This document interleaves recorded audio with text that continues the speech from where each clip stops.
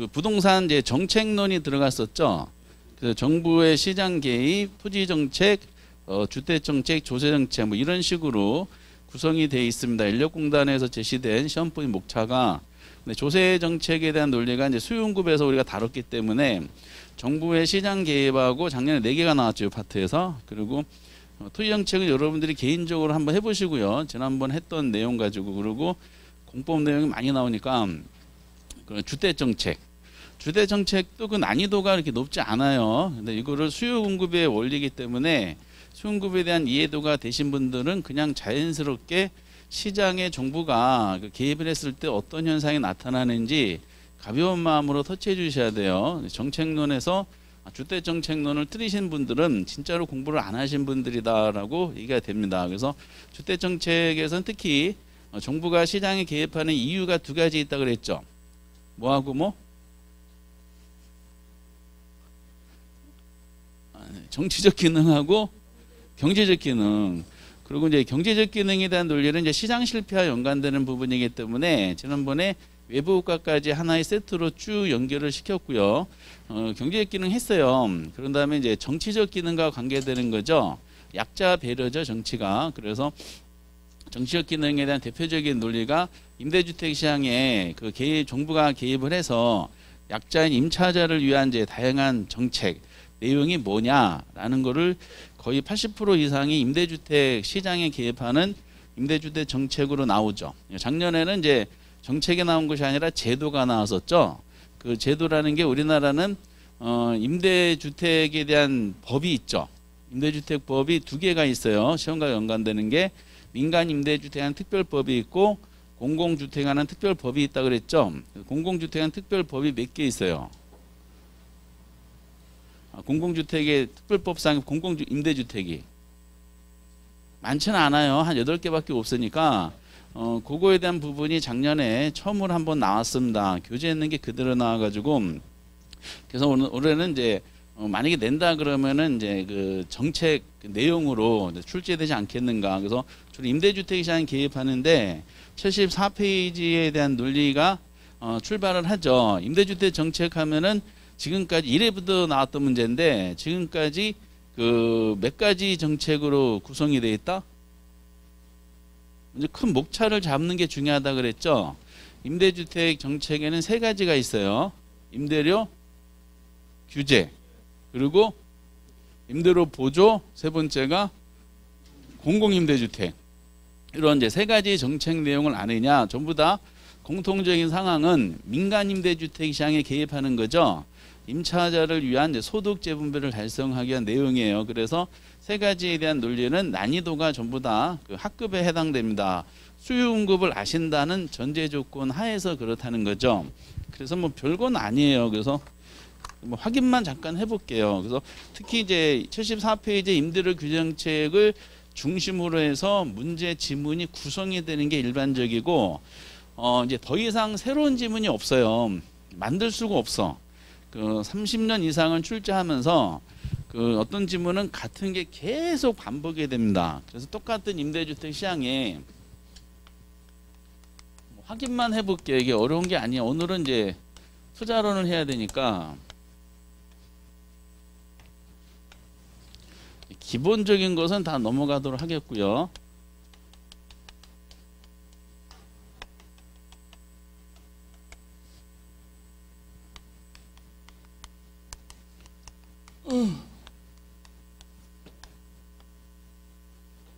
뭐 이러한 이제 패턴이죠.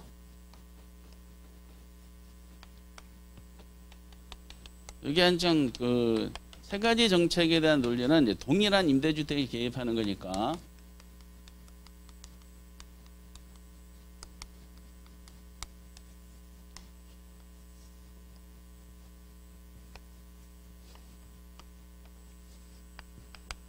쭉쭉쭉.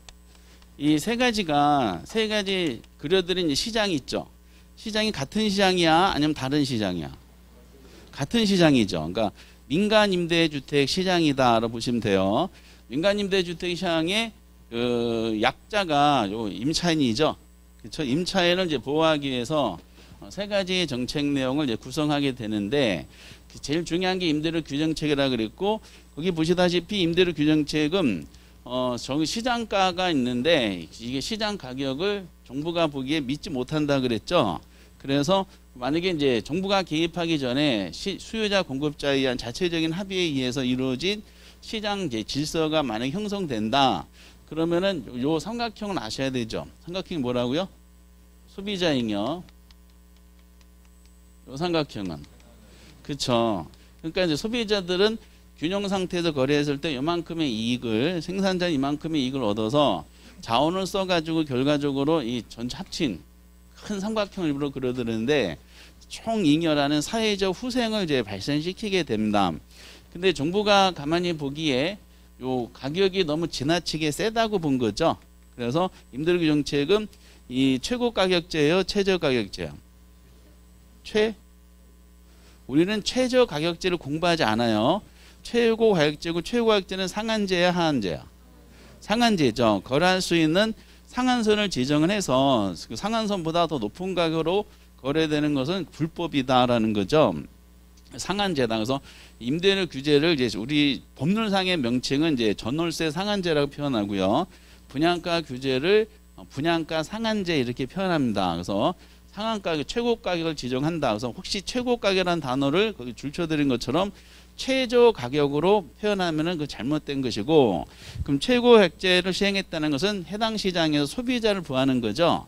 근데 소비자가 임대주택의 소비자는 임차인인 거니까 임차인을 보호하기 위한 정책이고, 그러니까 형평성 강조, 효율성 강조. 형평성을 강조, 효율성은 처음부터 포기하고 형평성을 강조하기 위해서 한 것이고요.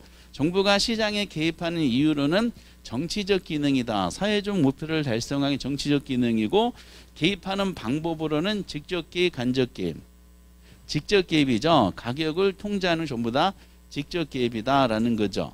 그런데 이제 역시 그 중요한 목적은 정부가 시장에 개입했을 때 소비자 생산자들이 이제 이게 서로 이익을 가져갈 텐데 생산자들이 지나치게 이익을 많이 가져가 본 거죠. 시장에 맡겼더니 소득이 분배가 되는데 소득이 불평등하게 분배됐다. 정부가 개입해서 이걸 다시 분배하자. 그래서 임대료 규정식 목적 거기 적어드린 것처럼 뭐다? 소득을 재분배하는 게 목적이다. 근데 단순하게 물어보기보다는 좀 난이도 있는 질문 나왔을 때 소득 재분배 효과가 있는가 없는가를 논하는 과정 중에 탄력성 집어넣는다 그랬죠. 소득 재분배가 단계는 효과가 있다 없다. 효과가 있죠. 장기는 효과가 사라져요. 그래서 단기 정책이고, 단기 효과가 있고 장기 사라지는 것을 공급의 가격 탄력성 설명하죠. 공급의 가격 탄력성이 비탄일 때 효과가 있어요. 탄일 때 효과가 있어. 비탄일 때 효과가 있고 탄력적인 효과가 사라지게 되는 거죠. 비탄이란 말을 또 해석을 또 시험에 나왔죠. 기출문제집 보시면은 정부가 가격을 내린 거죠. 강제로. 가격을 내렸는데 이게 이제 규제 임대료다. 다시 한번 보면은 뭐 맨날 한 것 또 하고 한 것 또 하고 하는 거기 때문에 오늘 하면은 375만 문자 하는 거죠. 같은 거를. 그럼 가격을 강제로 내렸어요. 그러면은 정부가 이제 요 규제 가격 상태 거래하게 하면은 요것이 원래는 합의된 균형 상태에서는 여기 생산자 잉여라 그랬죠. 생산자 잉여를 정부가 강제로 뺏어다가 누구한테 준 거야? 소비자한테 준 거죠. 그래서 생산자 잉여는 줄어들고 소비자 잉여가 이만큼 커지는 소득재 분배 효과가 분명히 이제 달성하고 있는 게 확인이 되는 거죠. 이게 단기다, 장기다. 단기다. 이걸 말로 표현할 때 가격을 내린 거에 대해서 공급자들이 대처할 수가 없다. 단기에는 대처할 수 없다는 건 공급량을 줄일 수가 없기 때문에 효과가 발생하는 것이다. 설명이 되고, 대신에 이제 시간이 지나면은 그 공급자들이 대처하죠. 그 공급자를 타겟팅한 거기 때문에 공급자들이 이제 시간 지나서 이제 대처하게 되면 대응하게 되죠. 우선은 이제 규제 상태가 일어나면은 임대주택 시장에서 공급자들이 이익을 줄어들인 거기 때문에 공급자들은 임대사업할 동기부여가 떨어지죠. 그래서 가장 많이 옆에다 적어드린 것처럼 유명한 전설적인 질문들이 있죠. 투자, 촉진 깊이, 관리 소홀, 대홀,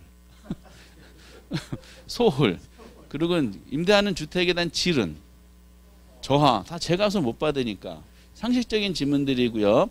그리고 이제 투자가 이제 기피된다는 것은 그만큼 공급이 감소한다는 것이 결정적인 중요한 내용이죠.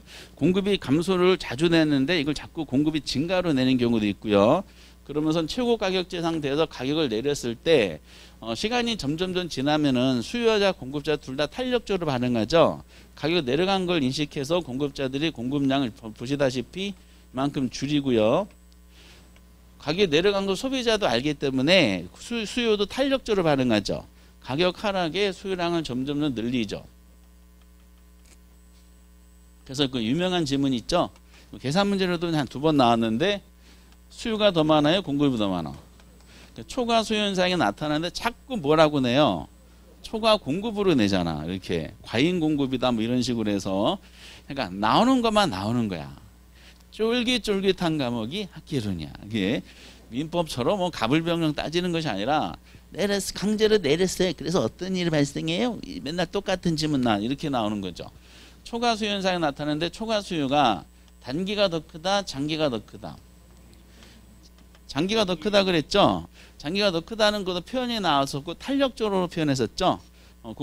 수요 비탄력적인 단계보다는 탄력적이 되는 장기에 초과 수요가 더 커진다라는 표현이 등장하고, 그럼 결과적으로 이제 투자 기피 질저와 관리 소홀 그리고 초과 수요가 장기가 더 커진다는 현상이 나타나면서 공급이 여기까지 줄죠.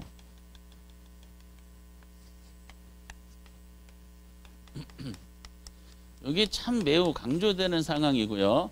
공급이 줄어들었다는 것은 임차인 입장이 좋아진 거야, 나빠진 거야? 그 이사할 집이 줄어든 거죠. 그러다 보니까 수요자, 그 임차인들의 주거 의존은 저하 이렇게 되고요. 그런데 여기에 새로운 공급이 줄면서 새로운 가격이 형성이 되죠. 근데 이 가격은 최고 가격제가 이제 상한제이기 때문에 이거 이상으로 받는 건 불법이라 그랬어요. 근데 높은 가격이 형성이 되죠. 그러니까 이게 은밀하게 받는다 그래서 암시장 임대로 형성된다는 표현을 우리는 어떻게 나오냐면은 임차인들의 주거비 부담이 더 가중될 우려가 있다 이렇게 표현했었죠. 그래서 그런 식으로 나오고, 그러다 보니까 임대주택 시장에서는 똑같은 임대주택인데 공식적인 금액과 비공식적인 금액이 두 가지가 가격이 존재하죠. 무슨 가격이 발생할 우려가 있다? 이중 가격. 그런 단어 하나하나를 암기하는 것이 아니라 계속해서 공부하실 때 그래프로 공부하시라 그랬어요. 자연스럽게 이해가 되죠.